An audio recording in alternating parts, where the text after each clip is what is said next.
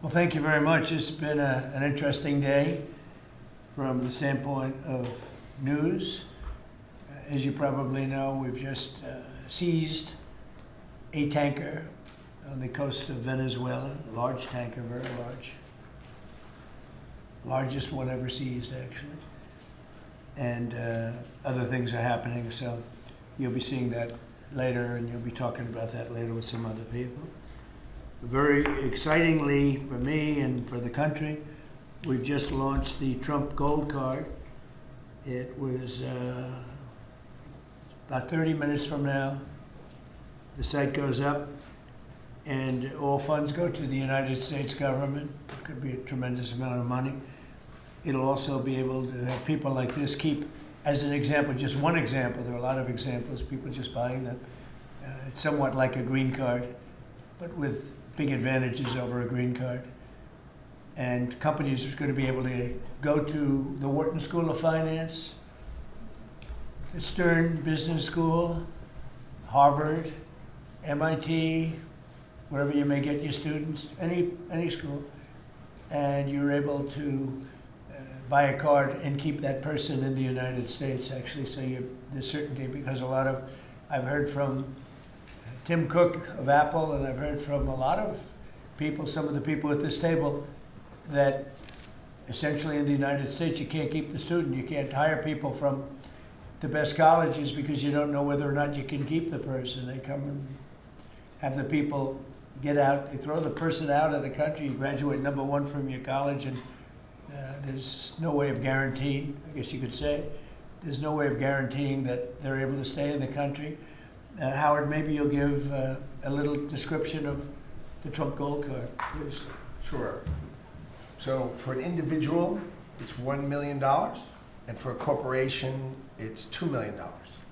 And as the president said, for a corporation, they spend $2 million. They can then have an employee, full vetting, the best vetting the government has ever done, $15,000 vetting to make sure these people absolutely qualify to be in America, absolutely qualify. And then the company can keep them here, and they have a path to citizenship, right? Obviously, they have to be perfect people in America, and having passed the vetting, after 5 years, they'll be available to become citizens, and then the corporation can put someone else on the card. So for a company, they can keep putting people on the card, one person per card, and for an individual, it's $1 million, and it's a gift to the United States of America to help America be great again under Donald Trump. And it's really two gifts. It's a gift of getting somebody great coming into our country, because we think these will be some tremendous people that wouldn't be allowed to stay. You know, they graduate from college, they have to go back to India, they have to go back to China, they have to go back to France, they have to go back to wherever they came from. Very hard to stay. It's a shame. It's ridiculous things. We're taking care of that. The companies are going to be very happy. I know Apple's going to be happy, but a lot of the companies, nobody talked to me more about it than Tim Cook. He said it's a real problem, and it's not going to be a problem anymore. As you know, they used to send people up to Canada and other places, other countries, so we solved that. And the other thing is it'll take in, we think, probably billions of dollars that will go to the Treasury of the United States, that will go to an account where we can do things positive for the country. So it'll be a great thing. We'll take in, I think, billions of dollars. Many billions of dollars, even. So that's very exciting. The Trump accounts are doing really well. We have a man on my right, Michael Dell, who's an extraordinary person. His wife is even more extraordinary. I think I can say that. They have such a good relationship. You know, like she's an extraordinary person, absolutely, right? Got a great wife. But they're two great people. And as you know, last week, Michael contributed $6,250,000,000. And this is just something that's so special. So many people are in love with that. He understood it right from the beginning. It was his idea, and he understood it right from the beginning. Could you give maybe just a little description of why you loved it for such a long period of time? And we were able to get it through the great big beautiful bill, basically. that's how, what gave us the authorization to do it.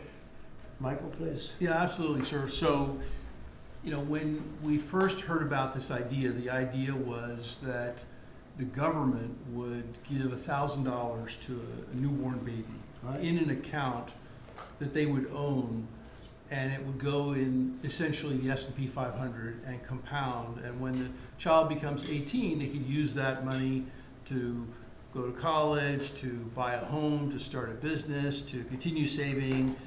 And I thought that was a great idea. I thought it'd be great if companies matched the government's contribution, which we're doing. A lot of the companies around the table have committed to doing that. And also thought about this is, wow, this is going to be like a platform for families and communities and philanthropists to contribute to those accounts. And so we originally started with the idea of, well, what if we gave some money to all the kids in our home state of Texas, right? We thought that would be a nice thing to do. That's still a lot. Yeah, it is. 1 out of 10 new kids in America are born in Texas. Yeah, it's pretty good. Happen to be a fan of the state of Texas, Yeah. but anyway, we thought about it some more, and we thought, this is going to be something really special. We have a foundation. It focuses on children. It's been around for 26 years, and we said, well, why don't we go bigger? And so we talked about it, and now that the Investment America Act is a law, which that in itself is a incredible thing that occurred. It does create a platform, and we were super happy to announce that we would give $250. We arrived at $250 because next year will be the 250th birthday of America and 25 million children. We thought that was a nice thing to do because it would include most of the children that are 10 and under, that are not part of the government program, that live in zip codes where the median income is less than $150,000. And that was also an important part of our contribution. And I do believe there will be a number of other large gifts announced. I've already spoken with a few that will be announcing gifts at the state level, Right. and more to come. Yeah. It's amazing, and it's amazing the vision you have, but that's why you're so successful, frankly. And to think that Michael started off with not a lot of money, I would say, right? Not too much, like very little. And he can give a gift of $6,250,000,000, and I know he said he's going to do a lot more. It's pretty amazing. It's really a beautiful thing to watch. So great for our country. So we have the Trump accounts are doing really well, and it's become, I have to tell you, just everyone's talking about it, beyond what I would have even thought. And it's going to make some young people relatively very wealthy. And in some cases, I mean, they could really be off to a great start. So some people have had that advantage and some people haven't, but it's a wonderful thing. Thank you to you and your beautiful wife. Thank you sir. very much. So it's a pleasure to welcome so many brilliant minds and distinguished business leaders back to the White House. I love these brilliant minds, including Michael Dell of Dell Technologies, who makes a great product. And I want to thank him for what he's done, what we just discussed, the accounts. We also are grateful to be joined by Enrique Lores of HP. So thank you very much, Enrique. Great job you're doing. Antonio Neri of HP Enterprise. Thank you very much. What's the difference between HP and HP Enterprise? We focus on the cloud security, networking, and large systems. The cloud's good. People have done very well with the cloud. That's great. Arvind Krishna of IBM, who's actually become, I would say, a legend. The job he's done. He's taken the stock from a rather low price to a very nice price. I won't say high because I'm sure you're going to say it's going to go up a lot more, right? But, so I can't say a high price. But he took IBM into a new stratosphere that nobody, I think, saw. If you go back to before, when he took over the company, nobody would have even imagined that you'd be able to do what you've done, so congratulations. You've become a good friend. Cristiano Amon of Qualcomm, and thank you very much. Congratulations on the success. Thank you. I know a lot about your company. You've done amazing. An executive director of the Technology CEO Council, Bruce Mailman. So, thank you very much. I think that these people know each other. We're going to be talking a little bit about technology today, and we'll take a few of your questions about technology. I'm sure you probably won't have too many of those questions. You'll be asking about some other things, right, Bruce? Our administration is committed to total dominance in technology. Right now, we're leading artificial intelligence by a lot. And I think, you look at what's going up, and we're writing rules, regulations. We want to keep it at the federal government level, so it's simple for the companies, very important, frankly. And I think we're pretty well committed. I spoke to some of the senators today, and I think we're committed to do that. We want to make it as simple as possible, as easy, because you're competing with some very big sources, and we want to stay number one by a lot. We're leading the world in building new data centers and new semiconductor and chip manufacturing facilities and new capacity for AI. And we're unleashing all of the forms, literally all forms of energy and natural gas and oil to clean, beautiful coal and safe, reliable nuclear power. And I'm giving them approval to, when they build these massive plants that cost $50 billion. It used to be that for $50 million you could build a nice little shopping center. But for $500 million, you could build one of the biggest, most beautiful centers. And now they're talking about $50 billion. So explain that one. These buildings are there's never been anything. There's never been anything like that. So you're all involved in that. It's pretty amazing. 1 year ago, our country was considered dead by many leaders throughout the world. And now we have what's called the hottest country anywhere in the world. We're the hottest country in the world right now. 10 months took us. I thought it was going to take longer, Michael. I didn't think we were going to have this success this soon. We have over $18 trillion being invested. So much of it by, like you're in for a lot. What's the number that you're looking at? 150. 150 billion. That's good. I don't know, Michael, am I allowed to ask you? You already gave 6,250,000,000. Do you have you stated a number that you're at for investment, future investment? Well, if I think about all the, investment that we make with the American companies that are adding capacity, particularly around semiconductors, it's several $100 billion. I think that's right. It's pretty good. Yeah, it's pretty good. It makes the 6 billion sound very, very small. That's very good. Antonio, what about you guys? What about you and Enrique? How's that going? Well, have you announced a number or anything? No, I'm actually happy to share with you. Over the next few years, we're going to invest an additional $3.5 billion building secure manufacturing. Right. We build the largest supercomputer for the United States government that supports both the DoD and DOE. So in the next 18 months, we're going to build the largest 5 supercomputers that will keep the United States ahead of the game, both in life science and AI, but also to keep ahead owning the entire stack at the national security level. Great. Are you doing that separately? Are you doing that together or separately? No, we are totally separate companies. Totally separate, wow. From our side, we invest in the US around $18 billion per year. So if you look at the next five, that's right. It will be close to $100 billion. And we are going to be investing in AI at the edge, not only on data centers, but how to make AI available to customers in PCs, in headsets, in devices that they would be using every day. Which is so it's over $100 billion. Yes.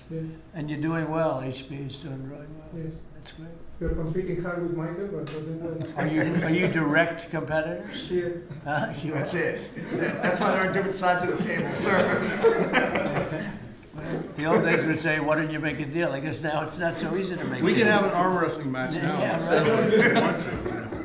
And Cristiano, you've been amazing, right? Your company with the investments. How are you doing with We're doing investments? great. I think, Mr. President, you have a great decision. I think when you drove our company to continue to be innovating, and I think we're doing very good. We've been, in addition to doing phones, I think we're now, our chips are going to every car company in the world, all the car companies. We're entering into the robotics. There's a lot of growth in robotics and the data center. New smart glasses going to be the future mobile devices. Industrial, I think a lot of the drive towards manufacturing the country is driving a lot of technology for smart manufacturing. We're making chips for that. So I think we're very excited. And I think, like Michael, I think the number of industries our chips are being enabling is driving hundreds of billions of dollars investments. And most important for us, semiconductor manufacturing is very important. So we are going to be customer of the fabs that are being built in the United States by TSMC and Samsung. So we're just going to keep going forward. Yeah, those investments are very important, and we are all customers of those fabs. Those two are my customers too. So Memory stuff, memory? we don't do memory. We do a lot of the Who's processing. the king of memory? It's Micron and Micron's- SK yeah. Hynix. And Micron's Samsung. another one doing very Yes. well. That's great. Yeah, I heard you're doing fantastically. Congratulations. Thank you, Mr. President. The stock market has set a 51, think of this, 51 all-time record highs during the last 10 months. 51. You guys are big beneficiaries. You're setting the records, right? It's amazing. 51 times we've hit a new high.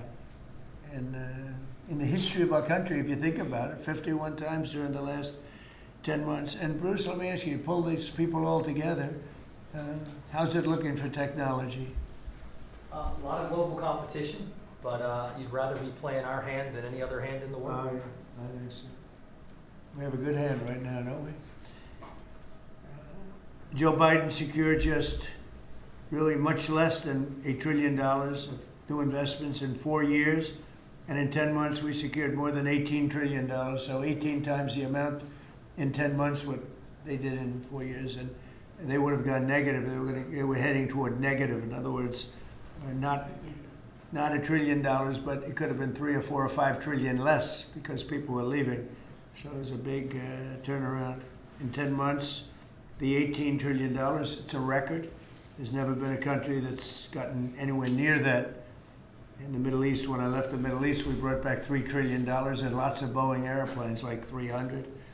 And Boeing gave me the award for the greatest salesman in the history of Boeing, which was a nice little award. I have a little plaque. The greatest, I think I've sold 1,000 Boeing planes. Can you believe it?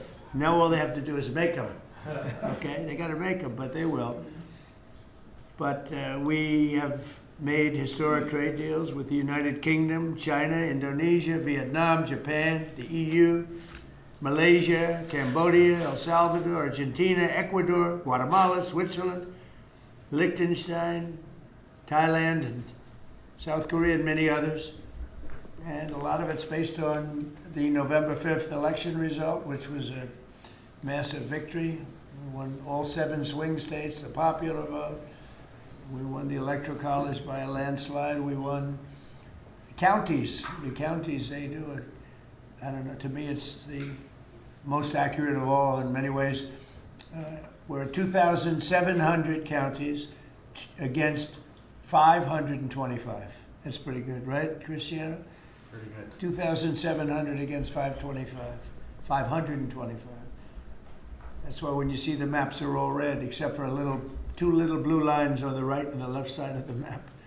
They're probably changing too. Americans are great builders, and in the Trump administration, America is once again a country where innovators get a green light. You have the greatest innovators in the world at this table, and representing a lot of their friends who are competitors and friends. But we're really on a big move to get rid of red tape so they can run their businesses and not have to wait 10 years for an approval.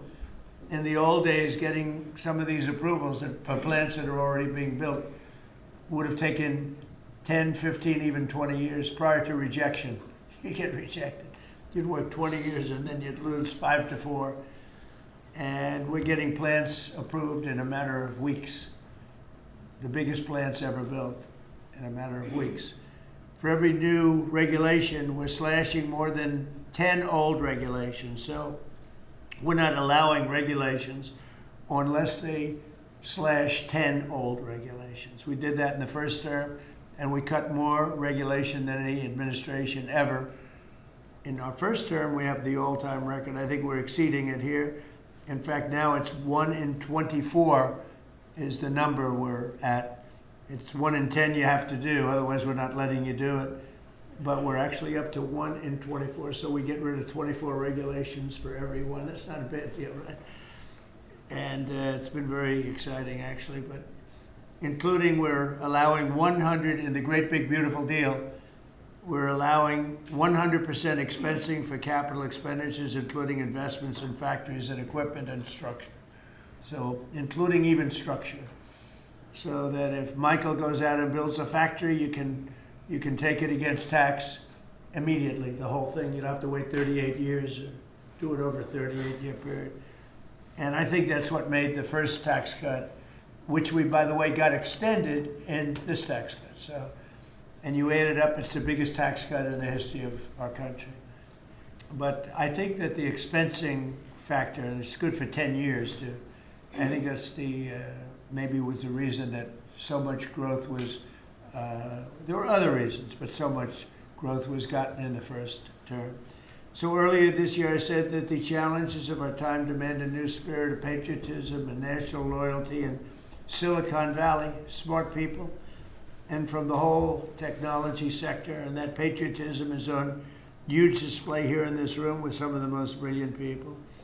And I'd now like to ask Secretary Howard Lutnick to say a few words, and OSTP Director Michael Kratsios also say a few words. And I look forward to hearing from Michael a little bit about this subject. Cristiano, welcome.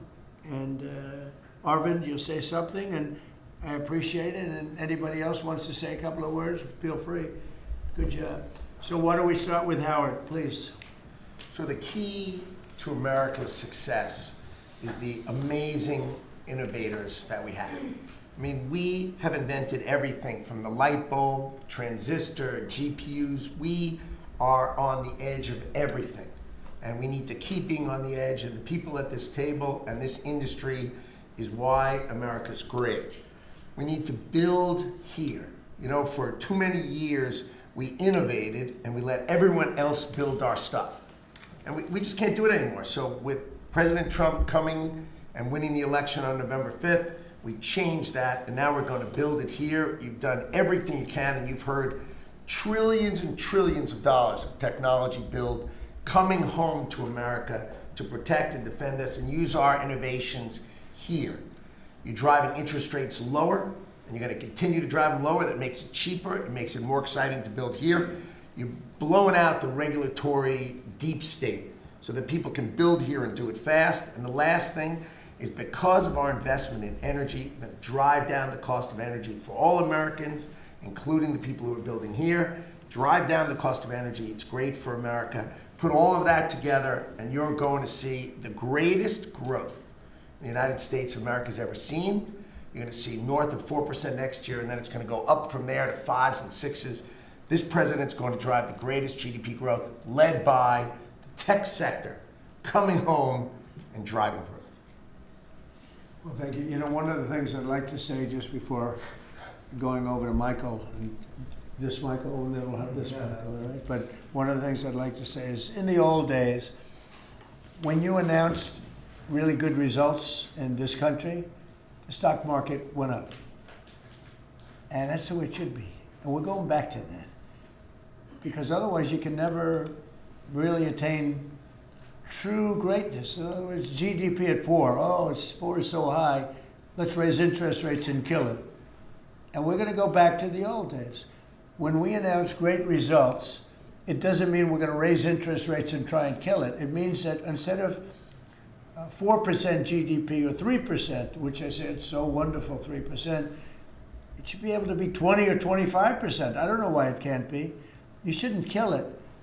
And so we hope that if this country announces great results, because you're going to see great results over the next couple of years. All these plants, and I'm not just talking about AI. We have the biggest number of auto plants planned.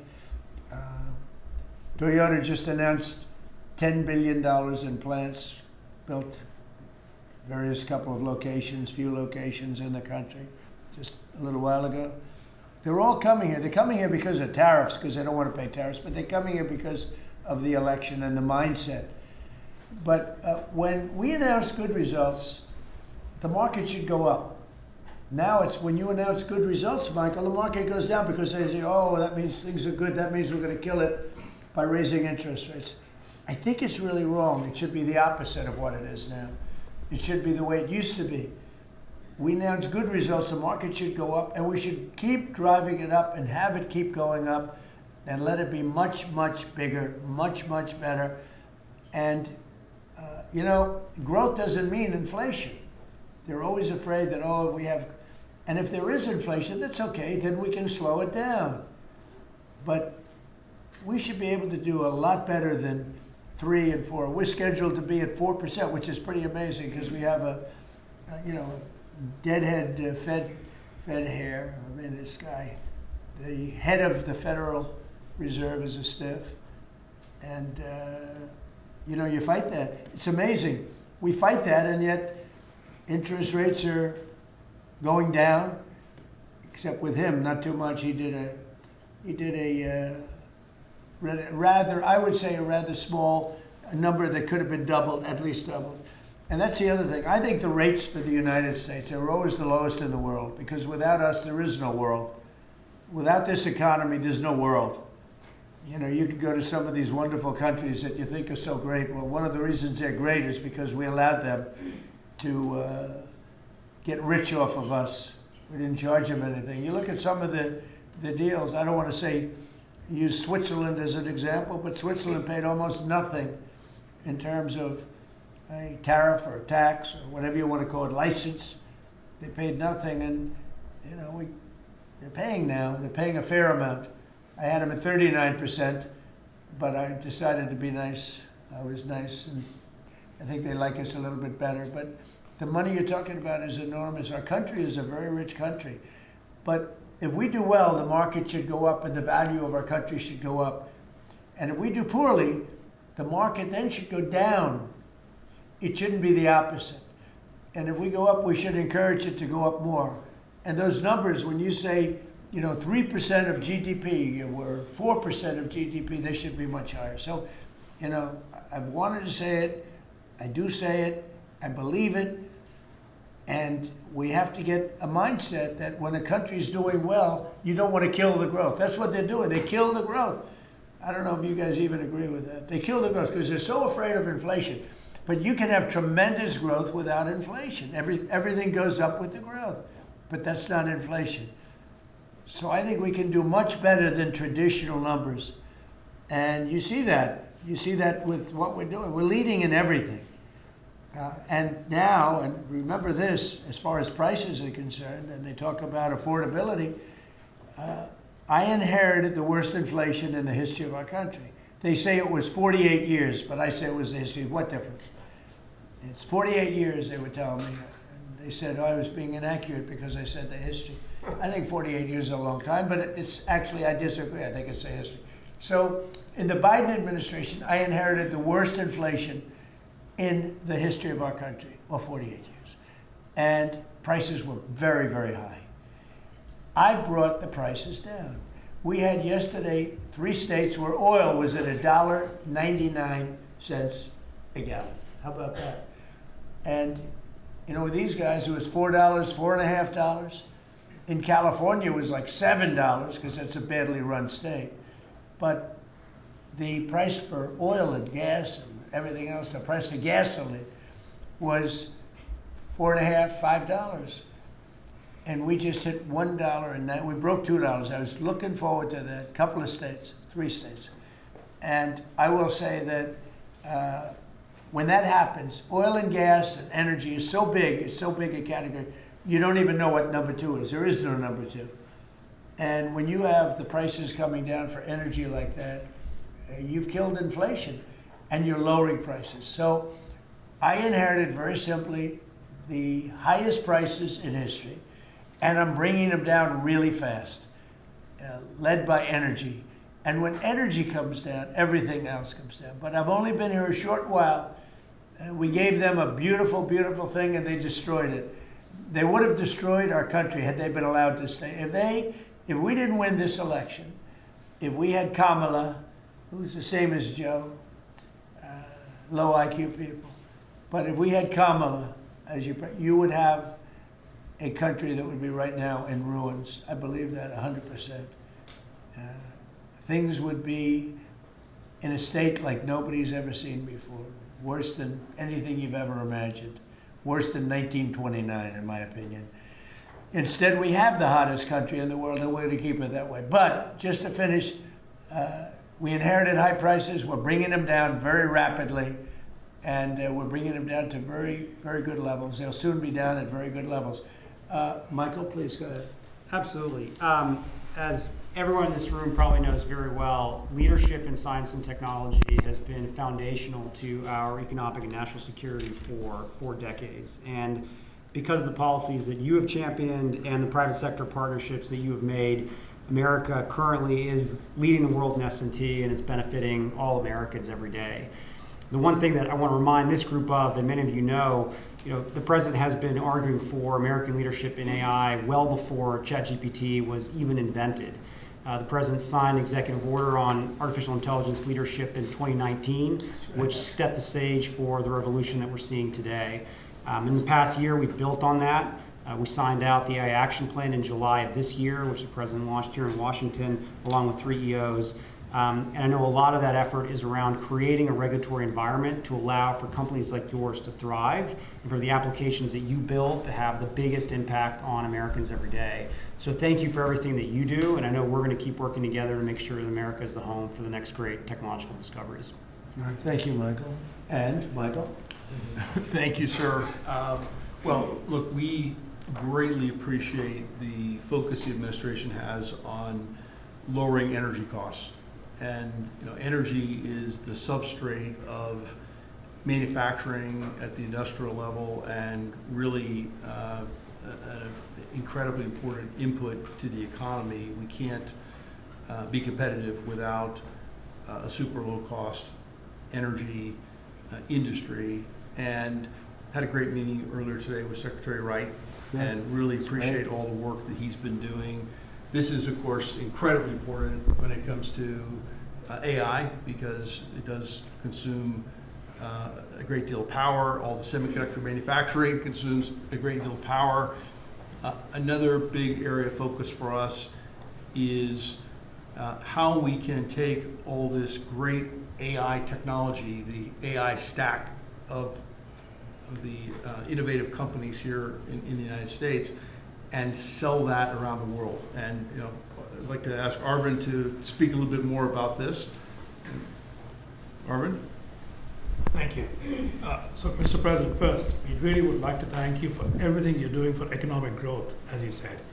I completely agree with you. Economic growth then drives a lot of other benefits to everything else. We also want to thank you for all the work you're doing on deregulation and making things easier for business to participate in that growth.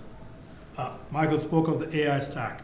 It's incredibly important that under the action plans that you have laid out and Michael Kratzer just spoke of, we really help promote the AI stack, which is not semiconductors only. Those are incredibly important, but it's semiconductors, it's software, it's the systems which many of us here build, and it is the software applications on top.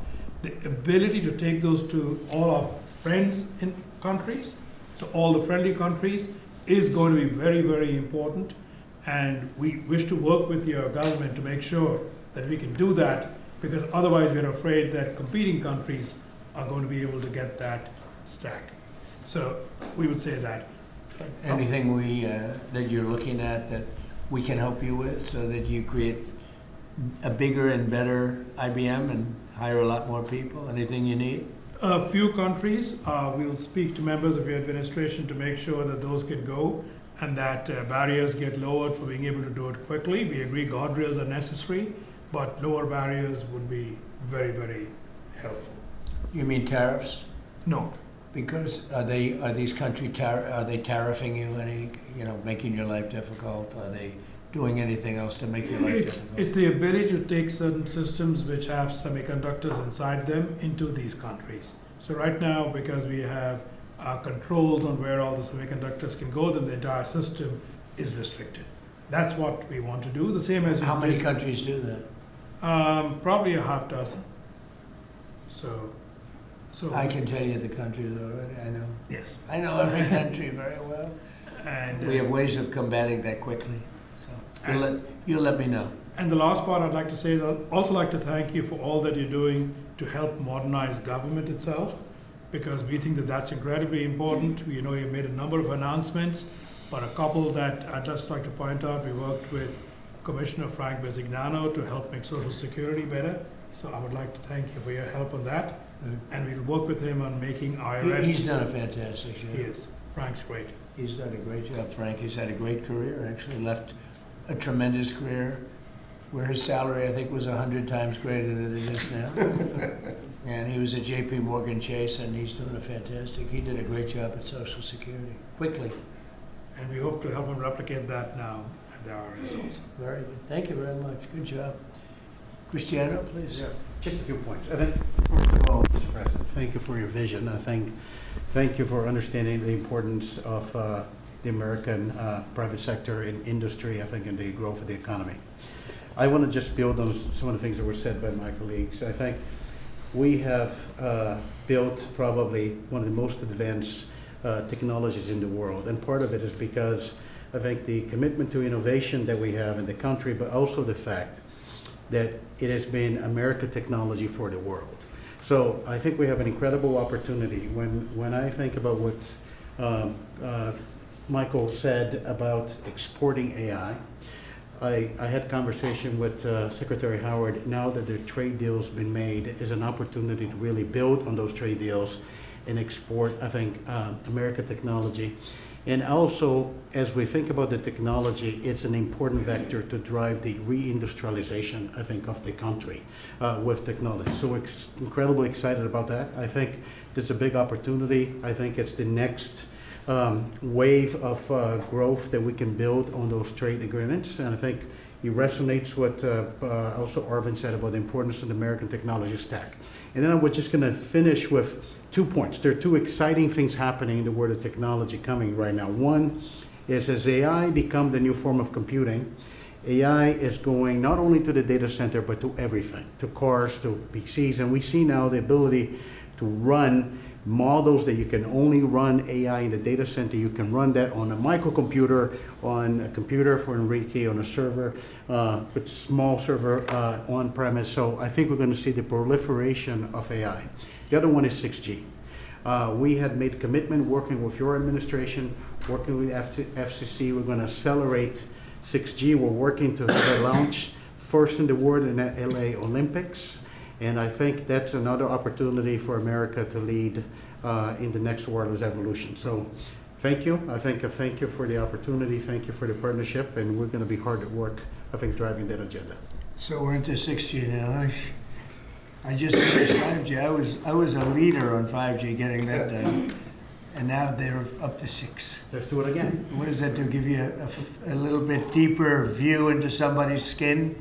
See how perfect it is? I like the cameras the old days. So they just had a nice feature. Now they cover every little. Let's see, Michael, well, you're in good shape. You're not gonna. But I tell you, it's the 6 is coming, huh? It's coming. Does it ever end? And what happens? You'll be into 7, right? Before 6 gets old, you'll be into 7. Anybody have anything else to say? Anybody? I think that the other thing is we want to thank you as well for the openness of your organization and your team. We always find people that wants to hear what we need and is willing to design programs that will support us. So thank you for. Well, we're here to. We want you to just dominate the whole world in terms of what you do. It's a very important world, and you're doing that. And we're making it easy for you, and that means you're going to do it faster. It's more jobs, and a lot of good things happen. Right? Go ahead, please. Mr. President, you may not recall, but in your first term, you actually sponsored the Department of Energy to build the largest systems ever built. And thanks to your sponsorship, the Department of Energy owns the 3 top supercomputers in the world. Yep. And we build them with them. And these are systems that can do quintillion operations per second. And that means we can solve I know, I a lot remember. of, We made that possible. a lot of It's worked out very well. Good. solve problems. So I know we're gonna build the next generation again. Good. Sounds good to me. Any questions, please? Mr. President. Thank you. Can you explain a little more about this Venezuelan oil tanker and share a little more information? Well, I'll let the people do it, but you see the result, and I guess they probably have released the pictures by now or pretty soon. You'll discuss that with the appropriate people later on, but no, it was seized for a very good reason. Mr. President, Cuba. Sir, there's a new proposal from DHS that would see tourists from a lot of countries have to hand over 5 years of social media history to get a tourist visa. Are you concerned at all that if that's implemented, there would be a decline in tourism next year? And what sort of material do you think is... We're doing so well. We just want people to come over here and safe. We want safety, we want security, we want to make sure we're not letting the wrong people come into our country. We're getting rid of a lot of bad ones from jails, from mental institutions, drug dealers. And we're getting a lot of bad people, murderers. 11,888 murderers, half of them, almost exactly half of them, committed more than one murder. We're getting rid of them. In some cases, we don't even want to get them out. We put them in jail because we're afraid they're going to come back into our country. We're not going to let them back in. So we've taken a very tough stand. And you see where we've been, like Washington, D.C. now, people walk down the streets, they go into restaurants at night. It's beautiful. It's like this beautiful thing to see because till I got here, this was a very, very bad place. We had a terrible thing happen 2 weeks ago with terrorism with regard to 2 National Guards people that are so phenomenal. One is no longer with us, and one, amazingly, we weren't looking with great hope on that, that Andrew.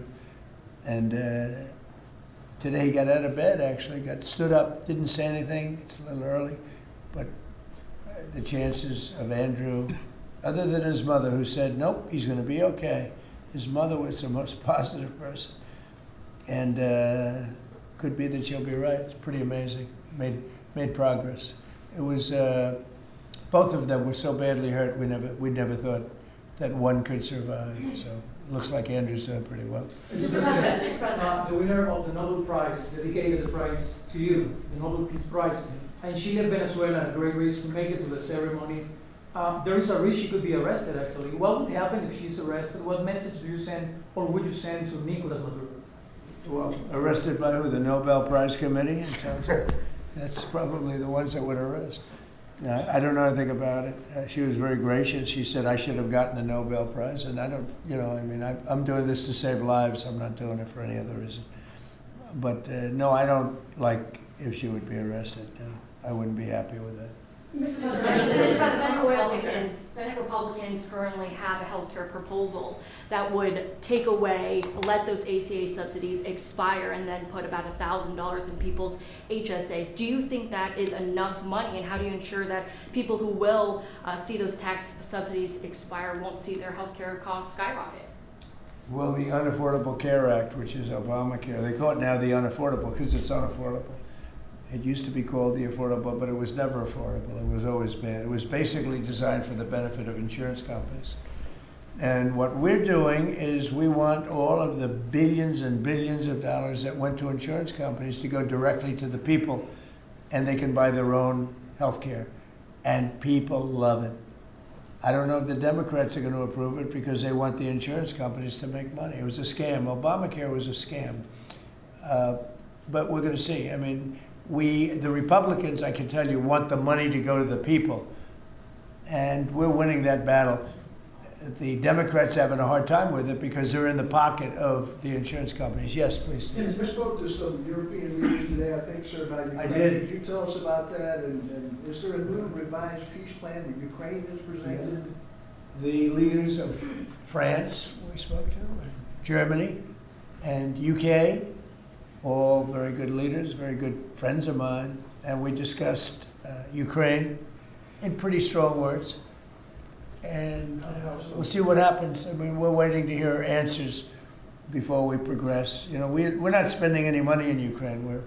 We're selling basically missiles and everything else to NATO, and NATO's paying us, and then they distribute it to who they want. I guess they're mostly distributing to Ukraine, but we're not spending money. But you know, we're spending a lot of time and a lot of effort, because last month 27,000 soldiers were killed. Both, think of it, 27,000. That's, if you take a football game and take half the stadium, that's 27,000. So 27,000 soldiers were killed. Russian and Ukrainian soldiers were killed. And I want to see that stop. We'll find out. Look, there are a lot of things happening right now. A lot of people say it's closer than it's ever been. It's a war that would have never started. If I were president, would have never started. It's a war that should never have started. But we'll have it figured out, I think, within a pretty short When you say very strong terms, sir, could you explain that? Well, I think we had some little disputes about people, and we're going to see how it turns out. And we said before we go to a meeting, we want to know some things. You know, they would like us to go to a meeting over the weekend in Europe, and we'll make a determination depending on what they come back with. We don't want to be wasting time. Sometimes you have to let people fight it out, and sometimes you don't. But the problem with letting people fight it out is you're losing thousands of people a week. It's ridiculous. The whole thing is ridiculous. Mr. President, two questions. One, the oil tanker. Who owns that oil tanker? You'll get that information later. Okay, and have you spoken to Maduro since your last conversation? No. Or has it only been one conversation? No. And when you say that the European leaders want to have a meeting over the weekend, are you talking about with Zelensky or with them? With Zelensky and us. And you said in an interview yesterday that you think it's time for Zelensky to start accepting things. What things are you talking about? I think he has to be realistic, and I do wonder about, you know, how long is it going to be till they have an election? You know, it's a democracy. It's a long time. They haven't had an election in a long time. It's losing a lot of people, and it's possible that the people, you know, if you look at the polls, I will say 82%, there was a poll that came out, 82% of the people are demanding a settlement be made, Ukrainian people. They want to see a settlement be made. I understand that. They're losing thousands and thousands of people a week. They want to see it ended. And I do say, you know, at what point, when do they have an election in Ukraine? That's not casting dispersions on anybody, but they do have a massive corruption situation going on there. And they do say, you know, when are they, people are asking this question, when do they have an election? Are they going to have an election? Or are they going to just keep it going like this? So I think it's time to get that war settled. And I think it's a war that can be settled. But it takes two to tango. Mr. President, you talked about the new owners of Warner Brothers Discovery to make changes at CNN, big changes, and have you spoken to Jared about it? What are you doing with him, or are you just sort of wall him off a little bit? So what do you want to know?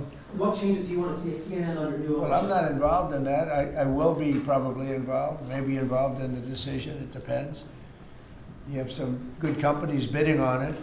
I think the people that have run CNN for the last long period of time are a disgrace. I think it's imperative that CNN be sold, because you certainly wouldn't want to put people, just leave those people with some money, good money, and CNN, so that, you know, they can spend even more money spreading poison, because it's lies.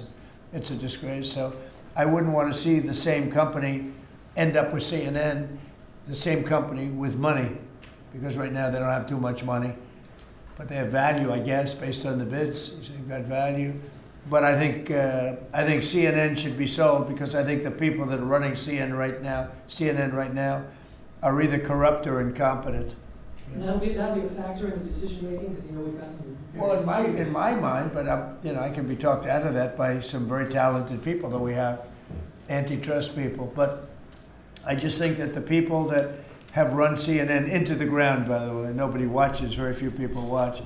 I don't think they should be entrusted with running CNN any longer. So I think any deal should be guaranteed and certain that CNN is part of it.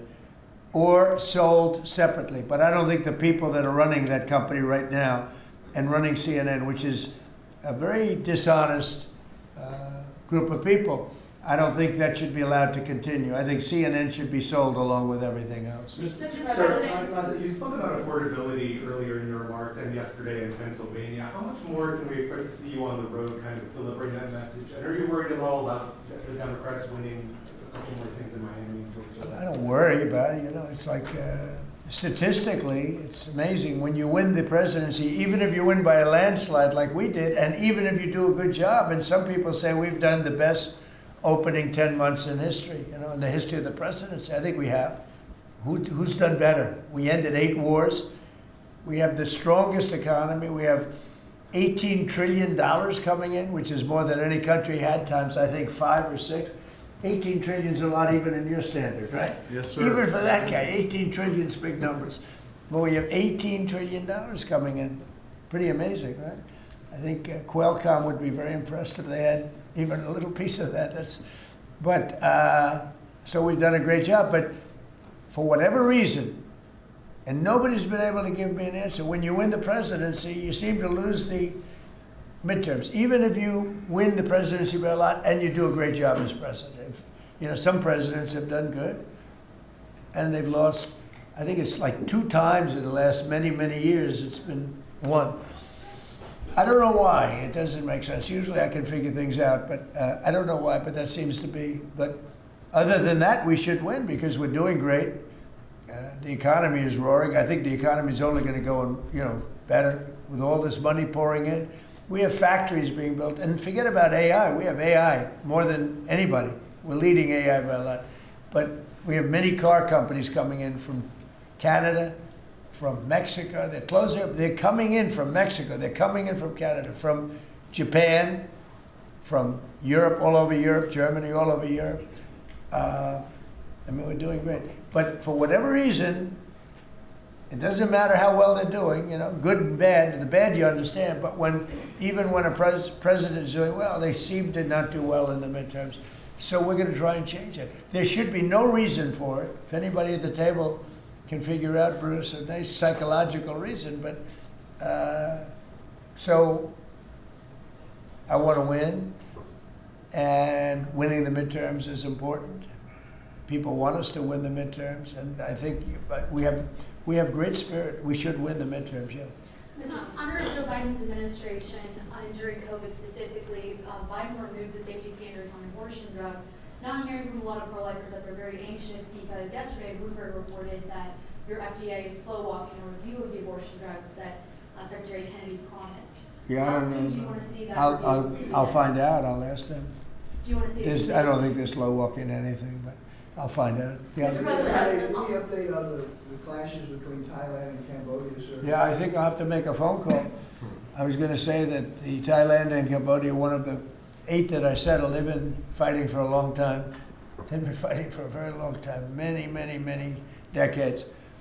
But I got along great with both. I found they were 2 great leaders, 2 great people, and I settled it once. I think I can do it pretty quickly. I think we're scheduling a phone call tomorrow. Mr. President. With Thailand. On the Fed chair. With Thailand, if you just to answer, Steve, with Thailand and Cambodia, I think I can get them to stop fighting. Who else can do that? Think of it. Settled 8 wars. Every once in a while, one will flame up again, and I have to put out that little flame. I have to put it out, but we're going to put it out again. So I think I'm scheduled to speak to them tomorrow and see if I can. It was unfortunate what happened. I mean, I know exactly what happened. It got it started a little bit, but we'll see if we can put it out. We're interested in the seizure of this tanker. What happens to the oil on that ship? Well, we keep it, I guess. Where does it go? What port does it go to? Well, you have to follow the tanker. You're a good newsman. Just follow the tanker. Do you know where it was going? Was it going Follow to it. China? Get a helicopter and follow the tanker. Is it true it's going to But we're Cuba? I assume we're gonna keep the oil. Mr. President, on Fed Chair, Kevin Haskell said you were going to announce your decision within the next 2 weeks. Is that correct? Maybe. Are you doing your interviews with finalists today? Well, I'm meeting with Kevin Warsh today, so I'm meeting with him, and I sort of have a very good idea what I'm looking for. Again, I'm looking for somebody that will be honest with interest rates. That's all. I just want honesty. Our rates should be much lower. Our rates should be the lowest rates in the world.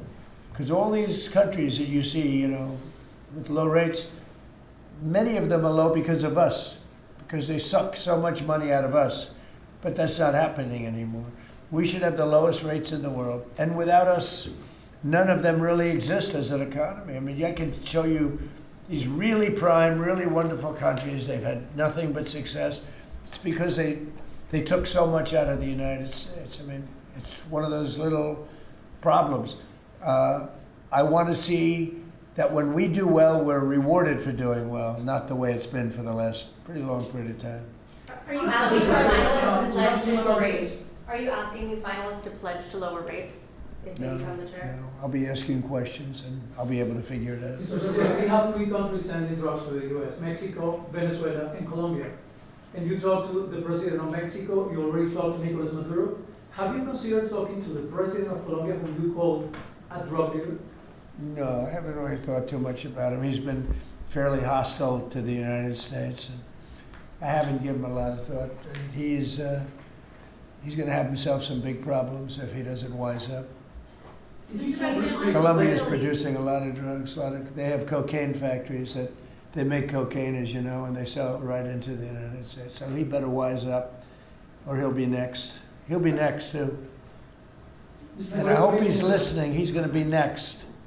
Yes, Mr. President. because we don't like people when they kill people, and they sell drugs. They kill them in the United States, and Colombia is a major manufacturer of drugs, meaning cocaine in particular, as you know. Thank you, Mr. President. Thank you. Multiple House Republicans in recent weeks, days, have been critical of Speaker Mike Johnson. I wanted to ask you if you're still confident in the Speaker to keep his conference together ahead of the midterms, and how often are you speaking about him? I think Mike Johnson is great. He's had a majority of 2, 3, 4, then back to 2. We actually had 1. So we were 1 heart attack away from disaster. So everybody prayed for everybody's health. I think Mike Johnson's been a fantastic speaker. I mean, a very hard job because, when you have a small majority, and we got the biggest bill in the history of our country approved, the Great Big Beautiful Bill. I call it the Great Big Beautiful Bill. There are different names for it, but to me it's a Great Big Beautiful Bill because it gives the biggest tax cuts in history, the biggest regulation cuts in history. No tax on tips, no tax on Social Security, no tax on overtime. I think Mike Johnson's been a great speaker. I think few people could have done that job. Do you want to see another big package move through Capitol Hill in the next year, or? Well, we don't need it because we got everything. This was supposed to be 17 bills. And I think it was my idea, but, with the concurrence of people that have done this a long time. And I said, why don't we make it 1 bill? Because it's very hard to get things approved by the Democrats. And it worked out because there was something good for everybody. If we would have done 17 bills, we wouldn't have gotten 1/3 of them approved. It was something great for everybody in the one, the Great Big Beautiful Bill. Brian? Yes, good to see you, Mr. President. Hi. I'd like to follow up on the event last night in Pennsylvania. Huge crowd turned Yeah, out there. big crowd. It seemed like Rally Trump was in prime condition last night. You enjoyed it. Can you just give me your thoughts on that? And then I do have a question on the gold card. Last night was amazing in Pennsylvania. We had a tremendous crowd. It was like freezing. And the thousands of people on the sidewalk trying to get in, or the streets. It was an amazing evening, actually, and I think people really enjoyed it. I enjoyed it. You could tell that. I can tell that you enjoyed it. I enjoyed it. I really did. Well, it's easy to enjoy when you do a good job, and, when you can talk about things in a very positive way. It's hard not to say it. We have potentially the greatest economic boom in the history of the world. It's being built right now. And when it opens, there will be nothing ever in history like what's happening in our country. And, Washington, D.C. is safe, and Memphis is now. Look at Memphis. Crime is down 60% in Memphis. We just got there 3 weeks ago. And we're going to have New Orleans. New Orleans we just sent a group of people there, and crime is down 28% in about 3 days. We do a good job. And these are central casting people. These people they're very tough people if they have to be. They're very good, they're great patriots, but they are the toughest, and they don't take any nonsense. And every place we go, we knock down crime. Too bad that we're not invited more into Chicago, because we could save Chicago very quickly. But even that, we're doing it on a minimal basis until, at some point we'll just go in and do what we have to do if the governor doesn't wise up. They got a bad governor, they have a bad mayor. I would say they're both incompetent, but it's hard to believe that people don't want to stop crime. We could stop the crime in Chicago in about 2 weeks. Go ahead. My question is on the gold card. I apologize if I missed the answer to this. Is there a limit to how many gold cards these companies can buy? Howard? So the program is part of the already approved visas. So we're just going to have great people come into this country. The average green card holder earned less than the average American. So they were more likely to be on the dole and be on our assistance programs than average Americans. And the idea is from President Trump, he wants to raise it, bring in the best people into America. So same visas, but now just full of the best people. Basically, it's a green card, but much better, much more powerful, a much stronger path. And a path is a big deal. Have to be great people, but much stronger path. And it also, in addition to that, helps companies, because not only for companies, but if IBM gets somebody #1 in his class at the Wharton School of Finance, and you're dying to get the person, but you can't guarantee the person stays in the country, because oftentimes they'll say, I'm sorry, sir, you got to get out of here, you have 24 hours, right? And you say, where's my employee? Now IBM can buy a card, and that employee can be there for essentially a very long period of time. Mr. President, could you tell Bruce? It's so needed for the companies. It's needed for others, but really it's basically a much better form of a green card. And you can't get green cards. They are impossible to get. This is much better than a green card. Yeah. Yes, so did you tell Bruce Blakely not to run for governor, or that she should think about not running for governor? I haven't spoken to, first of all, he's a friend, she's a friend. These are two great people running. In a way, I hate to see them running against each other. I hope they're not going to be damaging each other. But Elisa's fantastic, and Bruce is, they're two fantastic people. And I always hate it when two very good friends of mine are running.